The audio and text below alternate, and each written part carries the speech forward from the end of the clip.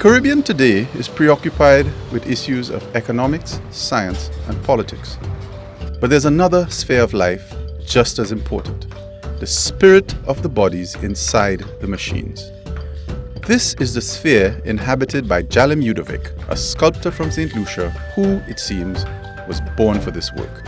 His father, Kenneth, was also an artist of some renown. I was brought up in an art studio, but I was totally unaware of this until I was about 5 years old. But prior to my awareness of my surroundings and so on, I was always very, very fascinated with nature, puddles of water, wood grain, just about everything. I was that daydreaming kid. His talent blossomed from an early age, and by young adulthood he had begun to make an impression on his national community.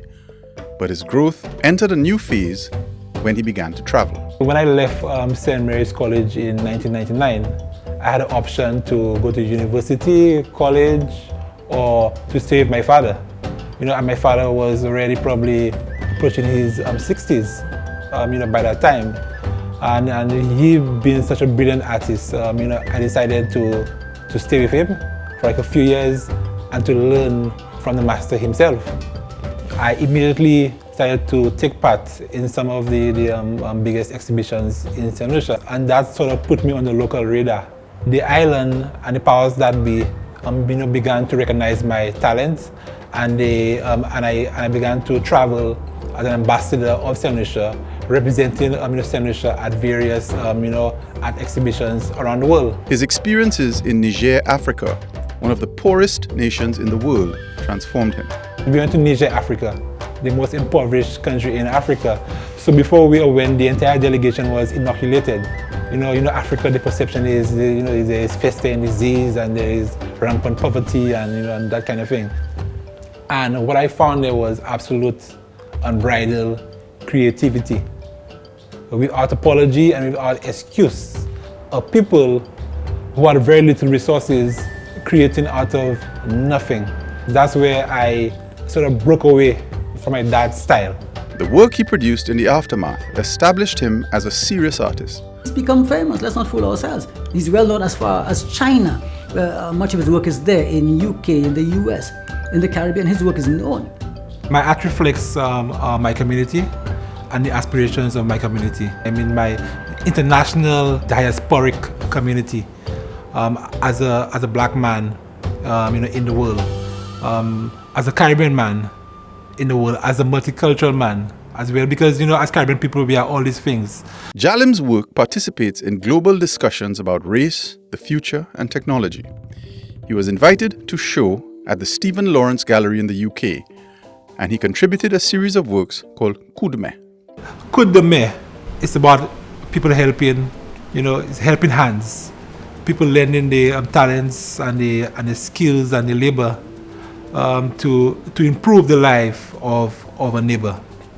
So it happens one by one. It's the philosophy of all for one. So his work speaks to the local and the global with one voice. His impact on his home community, though, has been considerable. For us, he's well renowned in the international arena. In terms of the local citizens, last year we celebrated our 40th anniversary of independence. And Jallim was the one who really captured the essence of our independence celebrations for us in sculpture, in a monument, depicting our theme, All In. It was just testimony, to the quality of work that he does internationally and from whence he came. What I admire about his work, again, he's a thinking artist. He did this monument, which is now in downtown Castries. The original name was Boat of Dreams, which I prefer. It's now called All In. But again, you look at the vision encapsulated as he imagined the first fathers coming to these islands and his whole structuring of the piece. I find that unique. Jallim's recognition for these achievements has been a source of pride locally, but he has also created opportunities for service.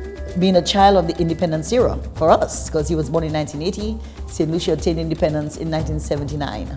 And so for us, it was a real great gift, to our country, that a man who was born, after the independence era was able to leave a monument behind that captures the essence of who we are, whence we came, and causes us to reflect, most of the times, as well as look ahead in terms of where we want to go and ensuring that as a nation together, we can achieve the success that we want.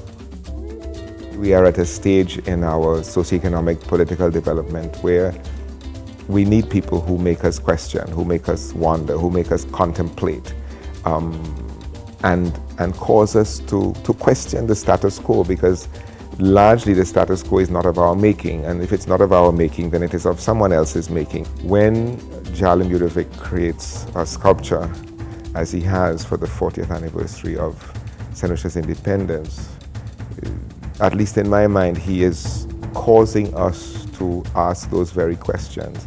For these reasons, Jallim Eudovic of St. Lucia is the Anthony N. Sabga Caribbean Awards for Excellence Laureate in Arts and Letters for 2020.